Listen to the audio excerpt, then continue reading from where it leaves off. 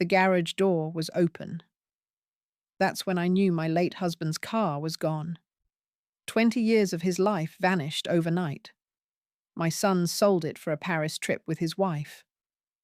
But one phone call the next morning changed everything.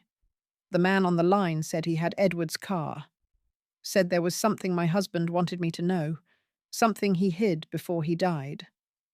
My name is Eleanor, and this is how my dead husband saved my life and taught my son and his wife a lesson they will never forget. Before we continue, please leave a comment telling us where you're watching from and subscribe to Minister of Revenge channel. We're creating a community of people who know that our best chapters can happen at any age. Now, back to the story. The garage door was open. That's what I noticed first. Standing in my kitchen with coffee going cold in my hands. I looked at it through the window above the sink.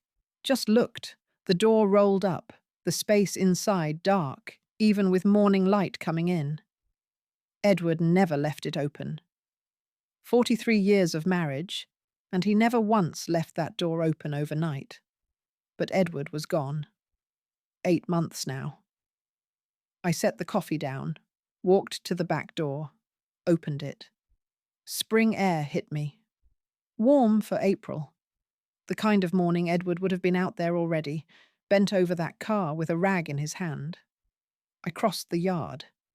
Grass needed mowing. I kept meaning to call someone. The concrete was cold under my feet. I'd come outside in slippers. The oil stain in the center of the garage floor was dark and familiar. 20 years of the same car sitting in the same spot leaves a mark, but the spot was empty now, just empty.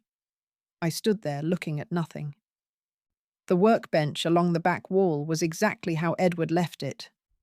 His tools hung on the pegboard, each one outlined in black marker so he'd know where it went. His red toolbox sat closed on the bench. His work journal lay open next to it, pages filled with his small, careful handwriting. The car was gone. My chest went tight. I put my hand on the doorframe and breathed, in through the nose, out through the mouth. 43 years as a nurse, and I still used the same techniques I taught patients in the ICU. Breathe, think, act. But I couldn't think past the empty space. I walked to the workbench and picked up the journal. The last entry was dated 3 weeks before Edward died. His handwriting looked tired, the letters looser than usual. Almost done. 20 years on this beauty. Can't wait to teach Eleanor to drive her properly. Our retirement road trip starts next summer. I closed the journal, put it back on the bench exactly where it had been. The garage still smelled like him. Motor oil and old leather and that orange hand soap he used. I could see him here. Could almost hear the music he played on that old radio. Classic rock. He'd sing along when he thought I wasn't listening. A car engine sounded outside on Oakwood Drive. I turned. Owen's black BMW pulled into my driveway. Leased, not bought. He'd told me that at Christmas, like I should be impressed. My son got out of the driver's side, 42 years old, and he still wouldn't look me in the eye when he knew he'd done something wrong. Even from across the yard, I could see it. The way his shoulders hunched, the way he shoved his hands in his pockets. The passenger door opened. Aurora stepped out. She was perfect like always. Hair smooth and dark designer sunglasses, clothes that probably cost more than my grocery bill. She stood beside the car and looked at me standing in the garage. Even with the sunglasses, I could feel her watching. Owen walked toward me, stopped at the edge of the driveway. "Mom?" I waited. "I need to talk to you about something. Where's the car, Owen?" His jaw tightened. "That's what I need to talk about. Where is it?" "I sold it." The words landed but didn't make sense at first, like he'd spoken in another language, and my brain needed time to translate. "You what?" "I sold it yesterday." He looked at the empty garage, then at the ground. I needed the money. Aurora has been planning this Paris trip for months. It's important for her business connections. I couldn't let her down. The tightness in my chest spread. My hands were shaking, so I crossed my arms. That was your father's car. It was just sitting there. His voice went defensive harder. Dad's gone. Mum, you don't even drive it. It was his was past tense. Owen finally looked at me. His eyes were red around the edges. Tired. I got a good price for it too. $15,000. That's fair for a car that old. $15,000 for a car Edward had spent every weekend working on. For a car he'd restored piece by piece over 20 years. For a car he'd promised would stay in the family. I wanted to yell, wanted to grab my son and shake him until he understood what he'd done. But 43 years in the ICU taught me to keep my voice steady, even when everything inside was breaking. When did you take it? Yesterday afternoon. You were at the store. He still had his key, the one from when he lived here, before he moved out, before he met her. I never asked for it back, and Edward always left the garage unlocked. Said he wanted to be able to get in there quick if he thought of something. You should have asked me. Would you have said yes? No, I wouldn't have. Aurora walked up then. She moved like she owned the driveway, the yard, the whole street, stood next to Owen and put her hand on his arm. Her nails were red and perfect. Eleanor, we're not discussing this. It's done. The car is sold. We leave for Paris tomorrow. I looked at her. Really looked. She'd been married to my son for 2 years, and I still didn't know her. Didn't know where she grew up, or what her parents did, or anything real about her life before Owen.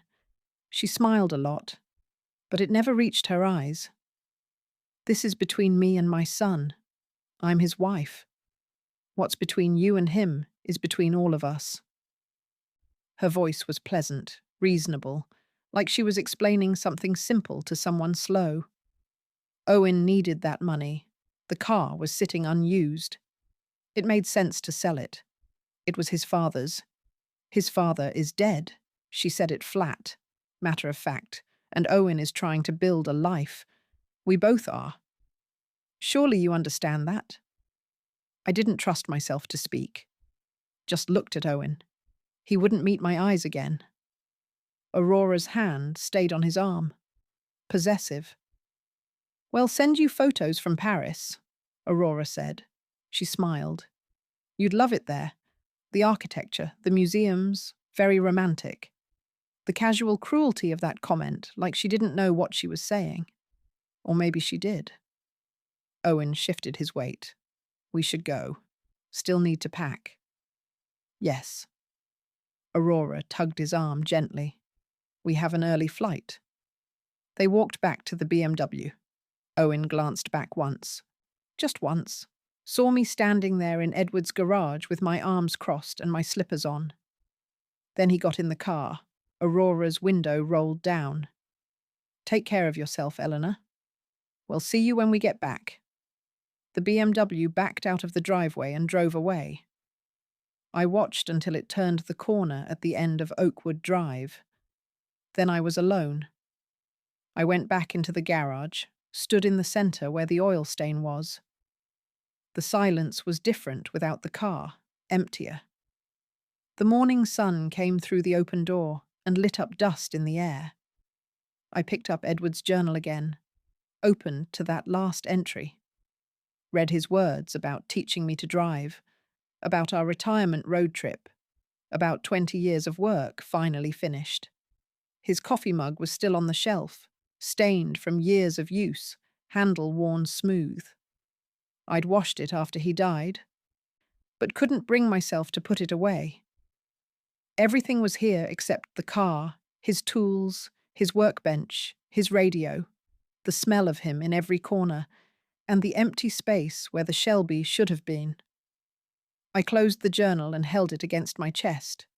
The sun was warmer now. Somewhere down the street, a dog barked, A lawnmower started up. Normal sounds. Normal morning. 8 months of being a widow, and I thought I'd cried all the tears there were. But standing in that garage, holding Edward's journal, looking at the empty space our son had left, I felt them coming again. I locked the garage door, turned off the light, walked back to the house with the journal still in my hands. The empty space where the Shelby should be looked like a wound. The phone rang at 7 in the morning. I'd been awake since 4 o'clock. I was sitting at the kitchen table with Edward's journal open in front of me, had been reading the same page over and over. The one where he documented replacing the carburetor, his handwriting so careful, his measurements exact. The phone kept ringing. Unknown number, I almost didn't answer. "Hello, Mrs. Thompson." A man's voice rough around the edges like he'd been crying. "This is Mr. Davies from Mr. Davies Classic Auto. I have your husband's car." I sat up straighter. "What? The Shelby? Your son brought it in Wednesday. I need you to come to the dealership, please. Right now, if you can. There's something Edward wanted you to know." My brain tried to make sense of the words. "I don't understand. Edward was my friend, a good friend." His voice cracked. "I was at his funeral. I should have spoken to you then, but I couldn't. I'm sorry. Please. Mrs. Thompson, can you come?" I remembered him now. Vaguely, a man standing in the back at the funeral home, grey hair, dark suit. He'd left before I could greet anyone. "Where are you?" He gave me the address. "Industrial area on the east side of town." I wrote it down on the back of an envelope. "I'll be there in 30 minutes. I got dressed, jeans and a sweater. Found my keys, drove across town with my hands tight on the steering wheel. The morning traffic was light. I passed the hospital where I'd worked for 40 years. The parking lot was already full. The industrial area was all concrete and metal buildings. I found Mr. Davies' Classic Auto at the end of a long street. The building was clean, modern. Rows of vintage cars sat in the front lot behind a chain-link fence, all gleaming in the early sun. A man stood outside the main entrance. Grey hair, maybe 65, jeans and a button-down shirt. He was watching for me. I parked and got out. He walked toward me. His eyes were red. "Mrs. Thompson, thank you for coming. You're Mr. Davies?" "Yes." He put out his hand. I shook it. His grip was firm, but his hand was shaking. "I'm Mr. Davies. Your husband saved my life 25 years ago." I waited. He looked at the ground, took a breath. I needed a business loan. Had a dream of opening this place. No bank would touch me. Bad credit, no collateral. Just a dream and a lot of nerve. He looked up. Edward co-signed for me. Risked his own credit and savings for a stranger. I paid back every penny. But the debt went deeper than money. He never told me. He wouldn't have. That's who Edward was. Mr. Davies wiped his eyes. "This dealership exists because of him. I've been successful. Built a good life. All because your husband believed in me when no one else did. When your son brought that Shelby in Wednesday, I knew it the second I saw it." Mr. Davies's voice went rough. "Edward talked about that car every time we ran into each other. Car shows, auctions. He'd show me pictures on his phone. Tell me about the progress. He was so proud of it. Owen said he sold it. He did to me." Mr. Davies looked sick. "Your son had no idea what he was selling." I asked him if he knew the value. He said 15,000 sounded fair. My stomach dropped. "What's it really worth?" Mr. Davies met my eyes. "Around $180,000. It's a documented 1967 Shelby GT500, one of 2048 ever made. Edward restored it to museum quality. The number didn't make sense. Couldn't make sense. 180,000. "Yes, ma'am." "Owen sold it for 15. "Yes." I sat down on the curb. Just sat. Mr. Davies sat next to me. We stayed like that for a minute, neither of us talking. I bought it from him, Mr. Davies said finally. Paid him the 15,000 because he was desperate. Said something about a Paris trip with his wife. But Mrs. Thompson, that car was never mine to keep. Why are you telling me this? Because Edward made me promise 2 years ago. Mr. Davies stood, held out his hand to help me up. Come inside. There's something you need to see. He led me through the building to the garage. The space was huge. White floors, bright lights overhead. 3 cars sat in a row under covers. Mr. Davies stopped at the last one, pulled the cover back. The Shelby sat there gleaming, burgundy paint perfect, chrome shining. I walked toward it slowly, put my hand on the hood. The metal was cool and smooth. I could feel Edward in every line. I opened the driver's door, sat in the leather seat. It smelled like the garage at home. The steering wheel was worn where his hands had gripped it. Mr. Davies leaned against the doorframe. 2 years ago, Edward asked me to help him install something, a hidden compartment. I looked up. Why? He said if anything ever happened to him, I needed to make sure you knew about it. Made me swear. Mr. Davies gestured to the dashboard behind the radio. I didn't look inside. He said, "This was for you, and only you." My heart was pounding. Mr. Davies showed me how to release the panel.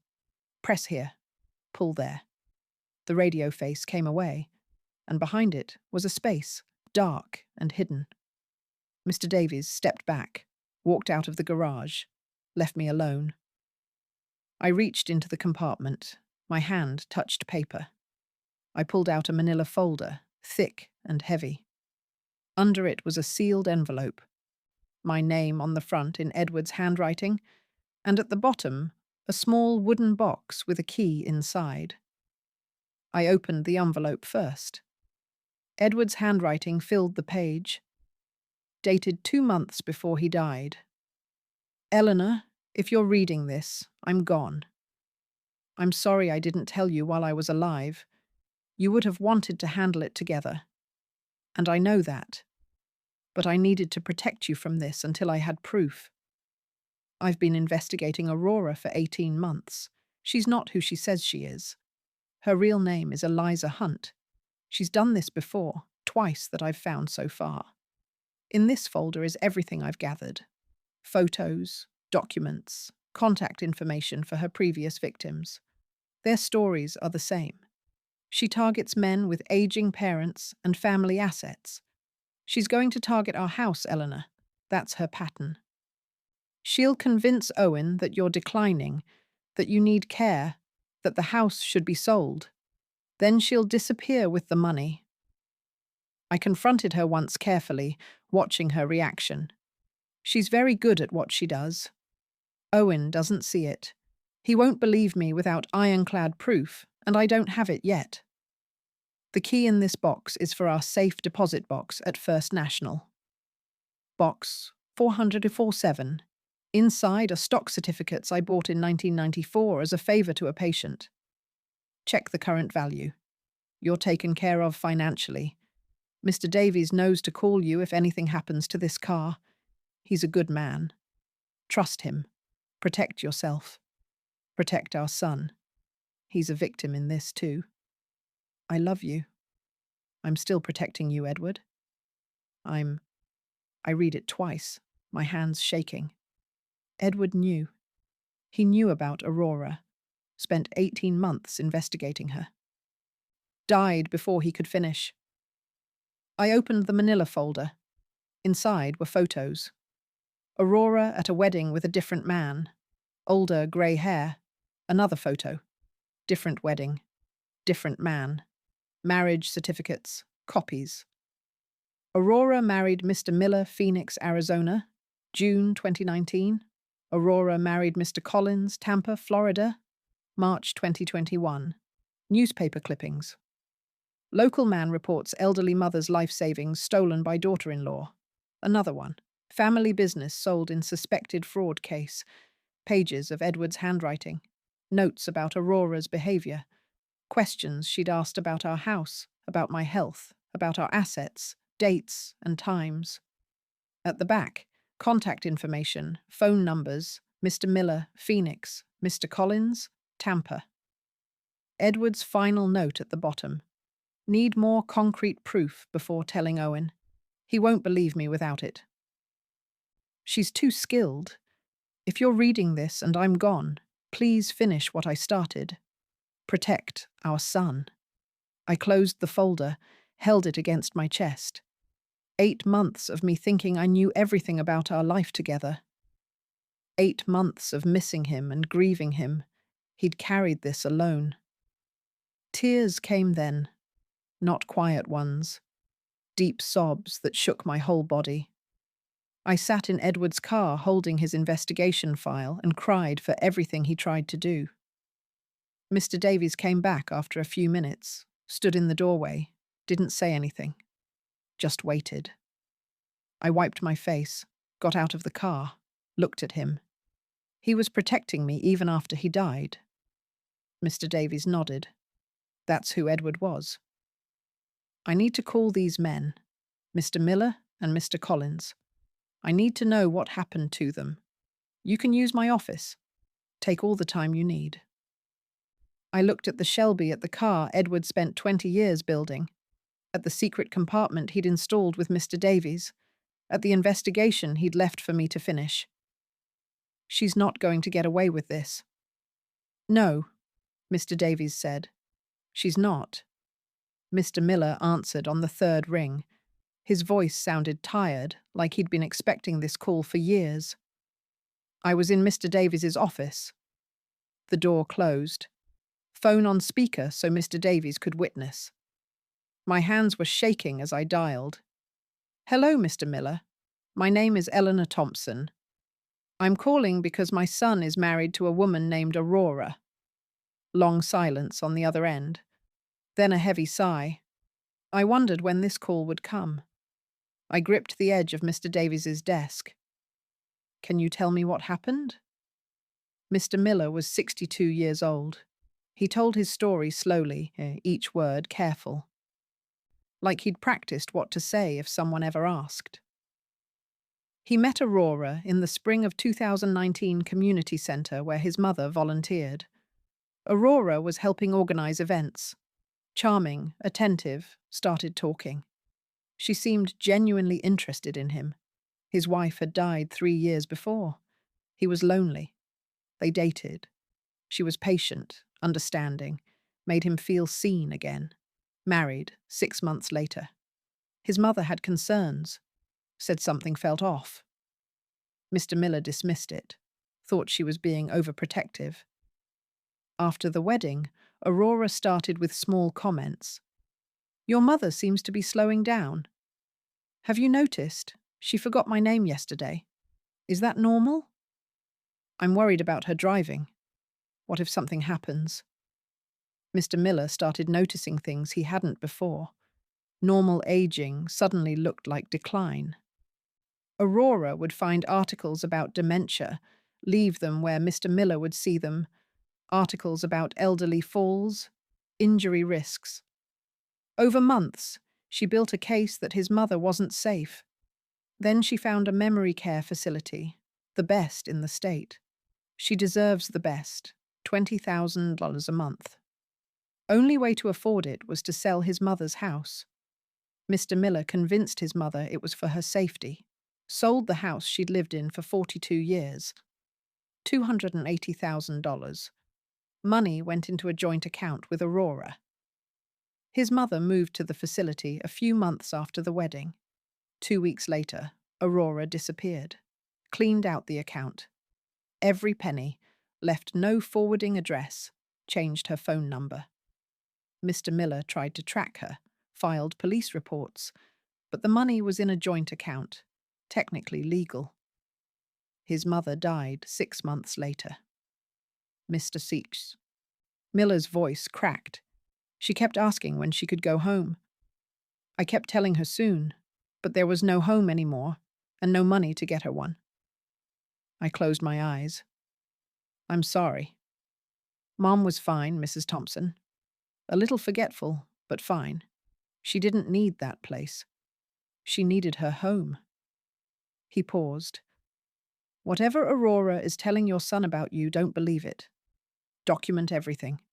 She'll start small little comments about you forgetting things, being tired, then she'll escalate. Thank you for telling me.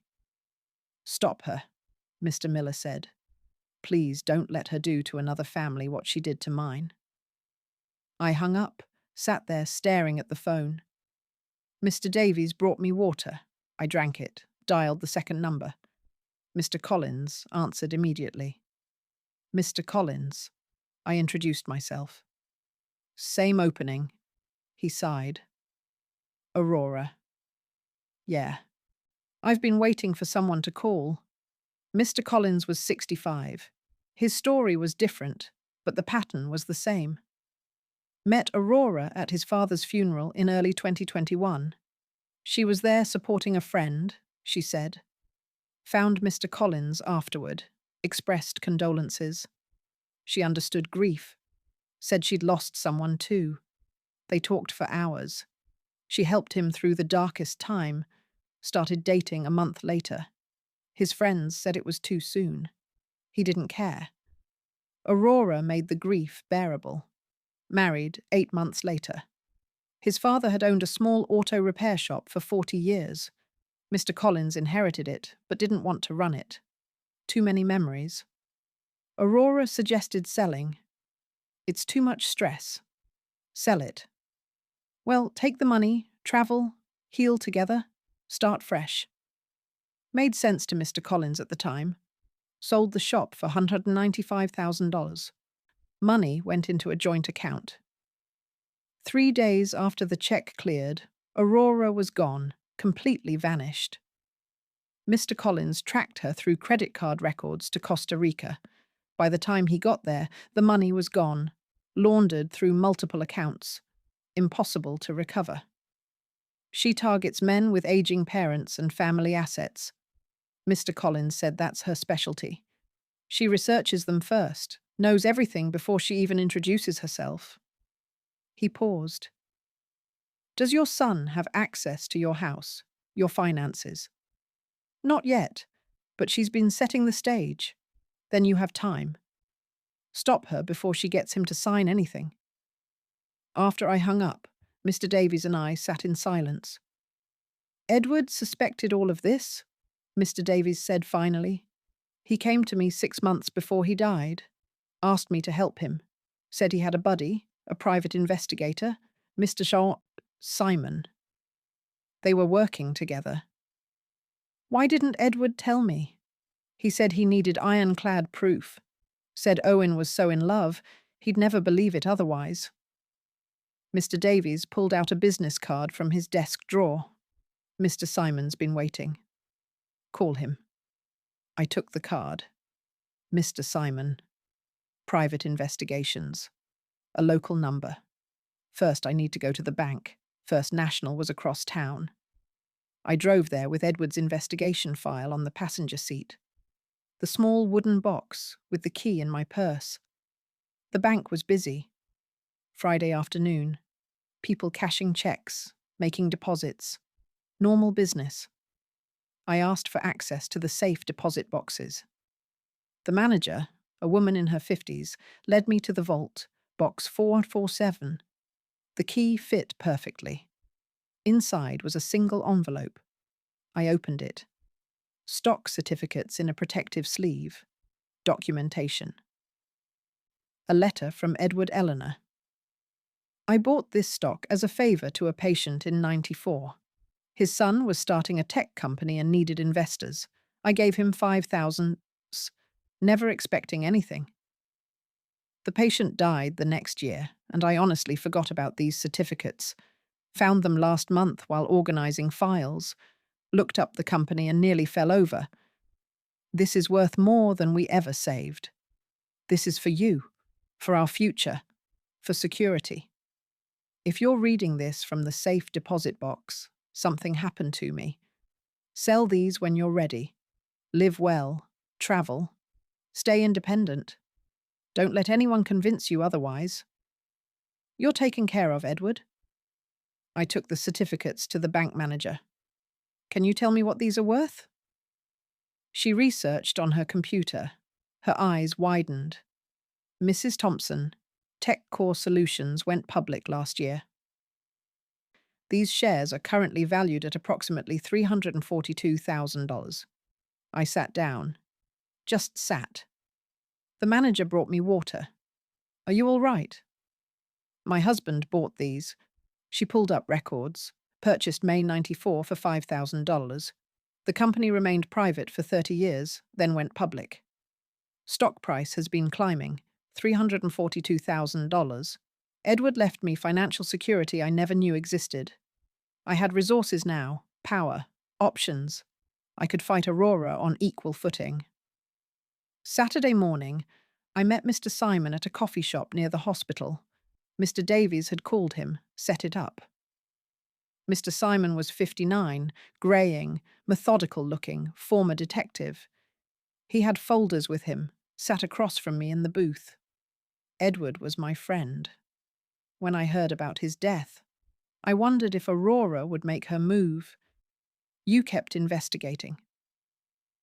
Edward made me promise not to contact you directly unless Aurora acted against you. He didn't want to alarm you with unproven suspicions. Mr. Simon opened his folder, but I kept watching. He showed me printouts, digital footprint from the last 3 months. Aurora, active on caregiver forums under a fake name. Posts asking how to convince resistant elderly people they need help. Questions about assisted living facilities, memory care costs, property browsing history, Costa Rica real estate, financial investigation, credit cards in Owen's name. 3 cards, $32,000 total debt, charges for designer clothes, expensive restaurants, luxury hotel in Paris. Owen's salary as an office manager is $65,000 a year, Mr. Simon said.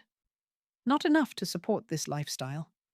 She's living on borrowed money he doesn't even know he owes yet. Mr. C. Simon laid out a projected timeline based on previous victims. Phase 1, Paris trip, build the dream, make Owen feel inadequate. Phase 2, next 2 or 3 months, she'll start concerns about you. Suggest you're declining. Phase 3, 4 to 6 months, build the case for assisted living. Phase 4, 6 to 8 months, convince Owen to sell your house. My house is paid off. Worth $320,000. Exactly. Her total take would be over $350,000. Mr. Simon closed the folder. She's in setup phase now. When they get back from Paris, she'll start the campaign in earnest. Can the police stop her? Not yet. She hasn't committed a crime in this state. The previous scams were in Arizona and Florida. Until she actually takes money or commits fraud here, police can't act. So we wait for her to hurt us. We build the case now, document everything. When she makes her move, we're ready. Mr. Simon leaned forward, and Owen has to see the truth himself. If you just tell him, she'll convince him you're paranoid. He has to discover it. I understood. Owen wouldn't believe me without proof he found himself. That evening, I sat at my kitchen table, made a list of everything I'd noticed from Aurora over 2 years. 2 months ago, Owen asking where I keep the house deed. 6 weeks ago, Aurora taking photos of every room during a visit. 1 month ago, Owen asking if I'd forgotten about lunch plans we never made. 3 weeks ago, Aurora commenting how tired I seemed. 2 weeks ago, a brochure for Sunset Hills Senior Living falling from Aurora's purse. The pattern was there, been building for months. Aurora was creating a narrative that I was declining, preparing Owen to believe his mother needed help. I thought about the stock certificates, about why Edward kept them in the bank, but hid the investigation file in the car. The answer was obvious. The bank was fireproof, secure, the safest place for something valuable. But the car was Edward's private space. Aurora never went in the garage, never showed interest in his tools or his work. She stayed in the house. The car was where Edward could hide something he didn't want her to find. He thought of everything. I closed my notebook. Outside, the sun was setting. Spring evening, warm and quiet. Edward protected me in every way possible. Left me money, left me evidence, left me people who would help. Now I had to protect Owen. They came back from Paris on a Tuesday, both tanned. Owen looked tired despite the vacation. Stress lines around his eyes that hadn't been there before. I'd invited them for dinner, played the part perfectly, made pot roast, Edward's favourite, Owen's childhood favourite too. They arrived at 6. Aurora in clothes I'd never seen before. Silk blouse, designer jeans, expensive bag. I hugged Owen at the door. He held on a second longer than usual. Aurora's hug was quick, performative. We sat at the kitchen table, the same table where I'd raised Owen, the same chairs Edward refinished 20 years ago. Aurora controlled the conversation from the first minute. Paris was beautiful. The hotel in the Marais was stunning. They had lunch near the Louvre, dinner at a restaurant I couldn't pronounce. She painted a picture of the life they deserved, the life they should have. It was wonderful, Aurora said, but it made me realize how much we're missing out on. Owen works so hard, and we have so little to show for it. She looked at me when she said it, the meaning clear. I kept my face neutral past the potatoes. Owen jumped in. Mum, you should think about travelling too, seeing things. Maybe someday. Aurora leaned forward. Eleanor, this house is really too big for one person. Have you thought about downsizing? Maybe something more manageable? There it was, the first direct move. I'm managing fine. This is my home, of course. Aurora's smile was pleasant, reasonable. We just care about your safety. The stairs, the yard work. It's a lot for someone your age. Owen nodded along. We worry about you here alone, Mum. I noticed. He said, we, not I. Aurora's words coming out of his mouth. I appreciate the concern, but I'm fine. Aurora let it drop. But I saw the calculation in her eyes, seeds planted. She'd push harder next time. After dinner, we moved to the living room, coffee and the apple pie I'd made. Aurora excused herself. Bathroom down the hall. She was gone 10 minutes. I waited 5, then excused myself, found her upstairs near Edward's old office. The bathroom door was open and empty behind her. She jumped when she saw me. Oh, I got turned around. This house has so many rooms. The bathroom is downstairs, where it's always been. She laughed, touched my arm, of course. Silly me. Too much wine with dinner. I led her back downstairs, said nothing more. They left an hour later. Aurora all smiles. Take care of yourself, Eleanor. We'll visit again soon. Owen hugged me. Goodbye. Love you, Mom. I watched them drive away, then went straight to my notebook, wrote down every detail while it was fresh. Wednesday morning, I called Owen. I need to talk to you about something. Can you come by? Just you. What's it about? Your father. Something I found in his things. Silence on the other end. Aurora and I don't keep secrets, Mum. This is between you and me. Please, Owen. Long pause. Okay. This afternoon. I have to tell Aurora where I'm going. That's fine. He arrived at 3 alone like he'd promised, but he looked nervous getting out of the car. I had coffee ready. Edward's investigation file on the kitchen table. Owen saw it, and his shoulders went tight. Mum, if this is about the car again, sit down, please. He sat, arms crossed, defensive before I'd even started. I took a breath, used my ICU nurse voice, calm, authoritative. Factual. Before I show you anything, I need you to listen. Really listen. Can you do that? This feels like an ambush. It's protection. I showed him Edward's letter first, put it in his hands. Owen read it, colour draining from his face. Dad was investigating Aurora for 18 months before he died. His reaction was instant. Anger.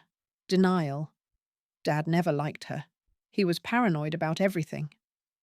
This is ridiculous. I stayed calm. Look at the evidence. Spread the photos on the table. Aurora at 2 different weddings with 2 different men. The marriage certificates. Aurora married Mr. Miller. Aurora married Mr. Collins. Owen stared at them. This could be anyone. Someone with the same name. Call them. Ask them about their wives. I handed him the paper. Phone numbers written in Edward's careful handwriting. Mr. Miller, Phoenix. Mr. Collins, Tampa. You want me to call random strangers? They're not random. They were married to your wife before you. Owen stood, started pacing. This is insane. Aurora wouldn't. She loves me. Then prove me wrong. Call them.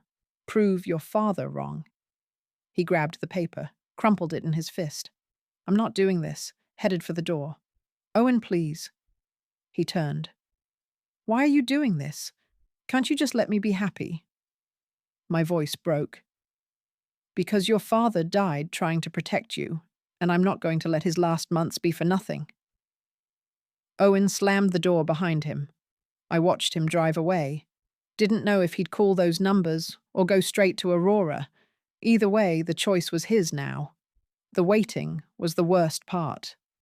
I sat at the kitchen table, couldn't eat, couldn't focus on anything. Mr. Simon called at 8 to check in. How did it go? He was angry. I don't know what he'll do. Give him time. The truth has to sink in. But time felt like it was running out. At midnight, the phone rang. Owen's name on the screen. Owen. His voice was wrecked. Raw. I called them. Mum? I called them both. He was crying. What did they say? Everything. Mr. Miller's mother. Mr. Collins's father's shop. It's the same. Exactly the same story. My heart broke for him. I'm so sorry. I went home after I left your house. I was so angry. His voice shook. But I kept thinking about Dad, about those marriage certificates. So I decided to test her. Just ask simple questions. What happened? I asked where she grew up, what her maiden name was. Tell me about your family. He took a shaky breath. Her answers were different. Not just a little different. Completely different from things she told me before. Different town, different college, different everything. What did you do? I asked about the credit cards Mr. Simon found. The ones in my name I didn't know about. Owen's voice went flat. Her whole face changed. Mom, like a mask, came off. She said they were business investments. I wouldn't understand. So I asked what business, asked her to show me. She said she didn't have to prove anything to me, that I should trust my wife. I kept pushing. Said I wanted to see the statements. They're in my name. She packed a bag right then.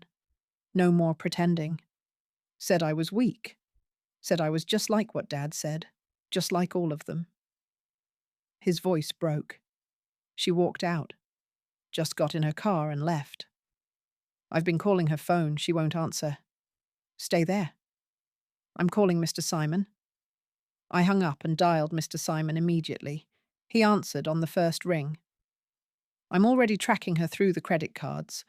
She checked into the airport Marriott an hour ago. She's leaving.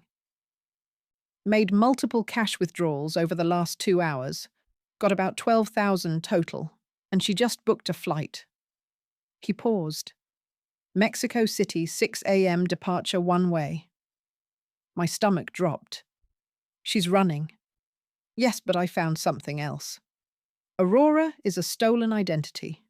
Real Aurora died in a car accident in 2018.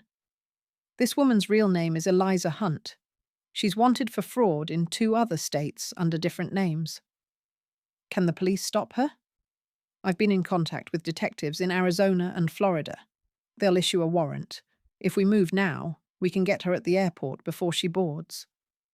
What do you need? Owen's cooperation. His statement about the credit card fraud. Can he do that? Yes, I'll make sure of it.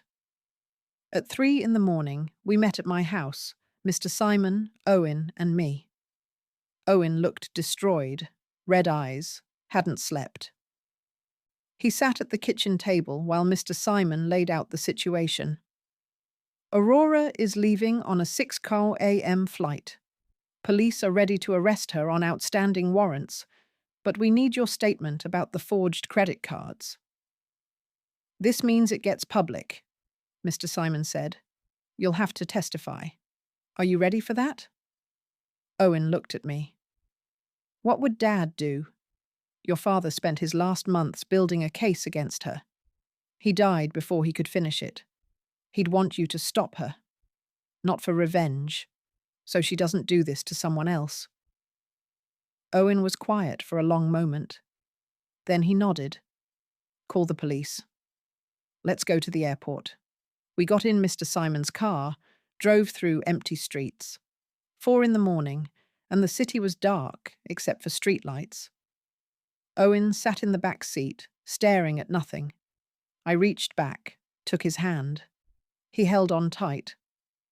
The airport was just waking up when we arrived. Coffee shops opening, fluorescent lights harsh overhead, business travelers pulling luggage, looking tired. We stood behind a column near security. Mr. Simon positioned us where we could see, but stay back. Police were already there. 2 detectives in plain clothes near the checkpoint. Owen hadn't spoken since we got in the car, just stared ahead. I stayed close to him. 5:30. The security line started filling. Then Aurora appeared. 2 large suitcases, designer coat, sunglasses despite the early hour, hair perfect. She looked like someone going on vacation. Calm, confident, phone in one hand, boarding pass in the other.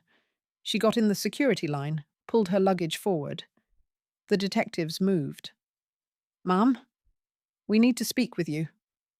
Aurora turned, saw them for just a second. Her face changed. Then she smiled. Is there a problem, officers? The detective showed his badge. We have a warrant for your arrest. Eliza Hunt. Aurora's smile froze. I don't know who that is. My name is Aurora Thompson. Ma'am, please step aside. Aurora looked around, calculating, saw the other detective blocking the exit. She ran, dropped her luggage, kicked off her heels, ran in stockings across the polished floor. Airport security caught her before she made it 20 FT, tackled her at the departure board. She fought, kicking, screaming, "Get off me! I haven't done anything." People stopped, watched, phones out. Police handcuffed her right there on the floor, read her rights while she thrashed. A detective opened her abandoned luggage, right there at the security checkpoint. Inside the first suitcase were clothes, toiletries, normal travel items. Inside the second were stacks of cash, rubber-banded $48,000, the detective would tell us later. A passport with her photo, but different name. Eliza Grant, documents, bank account numbers, external hard drive. The detective held up the passport. Want to explain this? Aurora spat at him. They lifted her to her feet. She was still fighting when she saw us, saw Owen standing 30 feet away, me beside him. She went completely still. Then her face transformed. Pure rage. You! She lunged toward him. Police held her back. You did this. Owen flinched. You're pathetic. Aurora screamed. Weak, stupid. Just like the others. You really thought someone like me would want you? You're nothing. Nothing. I stepped in front of Owen. Not much, just enough. Aurora turned on me. And you, interfering old woman? This was mine, my score. 3 years I spent on this. You should have minded your own business and died already. Her voice echoed through the terminal. People staring, recording. I didn't react, just stood there, kept my hand on Owen's arm. Police dragged Aurora away. She was still screaming threats, her voice fading as they took her through security doors. Then she was gone. Owen stood frozen. Shake. Let's go home, I said. 2 weeks later, we were at the police station giving formal statements. Detective Clark explained what they'd found. Aurora's real name was Eliza Hunt. Born in Ohio, started running cons at 20. Small scale at first, graduated to identity theft and elder fraud. Aurora was a stolen identity. Real Aurora died in a car accident. Eliza stole her identity and used it for the last 6 years. 5 previous victims they'd found so far. 2 before Mr. Miller. The pattern going back 8 years. Charges filed in 3 states, Arizona, Florida, and here. Identity theft, fraud, theft by deception, forgery. The prosecutor expected a plea deal. 12 to 15 years federal prison. Mr. Miller and Mr. Collins's cases were reopened with new evidence. They might recover some funds through civil suits. Owen's credit card debt was mostly forgiven. Fraud claims approved. 1 month later, Owen showed up at my door with 2 suitcases. Can I stay here just for a while? Of course. He took his old room. Same room from high school. Posters still on the walls, football trophies on the shelf. Divorce was granted. Annulment, actually. Marriage never legally valid. Aurora married under a stolen identity. Owen started therapy. Twice a week, Tuesday and Thursday evenings. Some days he was okay, made breakfast, helped around the house, smiled occasionally. Some days he barely spoke, stayed in his room, came out only for meals. I didn't push, just kept the space safe, made his favorite foods, left lights on, kept coffee ready. Years as a nurse taught me about healing. It's not linear. It's messy. It takes time. 2 months after the airport, the prosecutor called. Aurora took the plea deal, 12 years federal prison. I told Owen over dinner. He just nodded, didn't say anything. That Saturday, I found him in the garage. He was sitting on Edward's old work stool, holding the work journal, tears running down his face. I stood in the doorway, waited. I found this on the workbench. His voice was thick. Started reading. He opened to a page from years ago. Edward's handwriting filled it. Taught Owen to change the oil today. He's 12, old enough to learn. His hands are still small, but careful. He listened to every word. So proud of him. Owen's hands shook, holding the page. Another entry from later. Owen came by to help with the engine rebuild. We worked all afternoon. Barely talked. Didn't need to. These are the days I'll remember. I barely remember this, Owen said, working on the car with him. I was so young. I sat on the workbench beside him. He loved those days. Talked about them all the time. I sold his car. Owen's voice broke.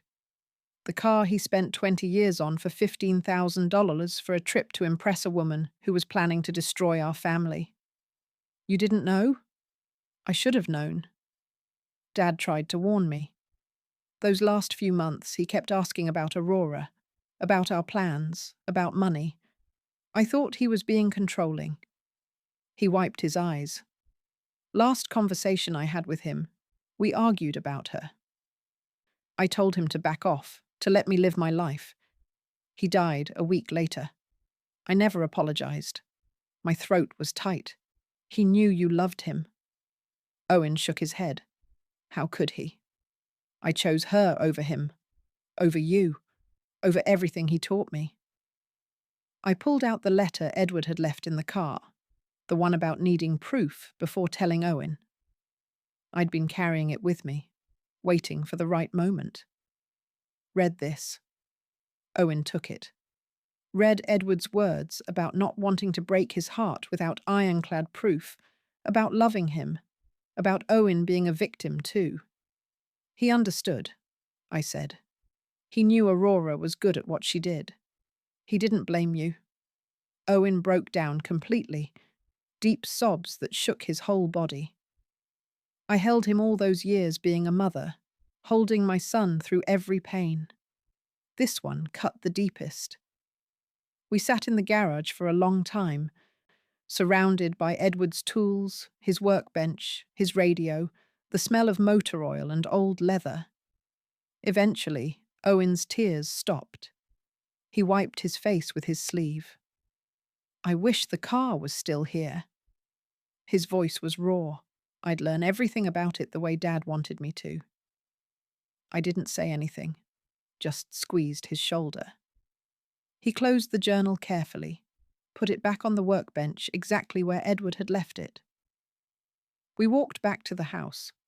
Evening coming on, spring turning to summer, the air warm and thick. Inside, I made dinner. Owen set the table without being asked. The house felt different, not empty anymore. Not quite whole yet either, but healing slowly. I paid off Owen's remaining debt the week after Aurora was sentenced. $5,000. What the fraud claims didn't cover. Wrote the check and didn't mention it again. The stock certificates from Edward gave me choices I never expected. $342,000. More money than we'd saved in our entire marriage. I thought about what to do with it. Mr. Miller. His mother dying heartbroken in a memory care facility she never needed. Mr. Collins. His father's shop sold. 40 years of work gone. I sent them each a check for $10,000. Attached a note for your mother's memory from someone who understands Eleanor Thompson for Mr. Miller. Similar words for Mr. Collins. For myself, I decided to stay in the house, maybe travel a little, small trips, nothing fancy, stay independent like Edward wanted. 2 months after the airport on a Saturday morning, I heard an engine rumble outside. Deep, powerful, familiar. I looked out the kitchen window. The Shelby sat in my driveway, burgundy paint gleaming in the sun. Mr. Davies behind the wheel. My chest went tight. Owen was upstairs. I heard his door open, his footsteps on the stairs. He'd heard it too.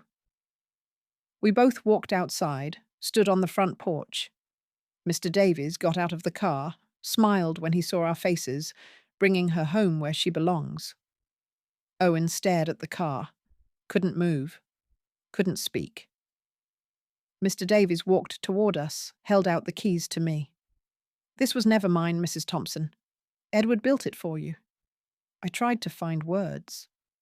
Mr. Davies, you paid Owen $15,000. I know. Mr. Davies shook his head. But this car is worth more than money. Edward would want you to have it. Want Owen to learn it. That's what matters.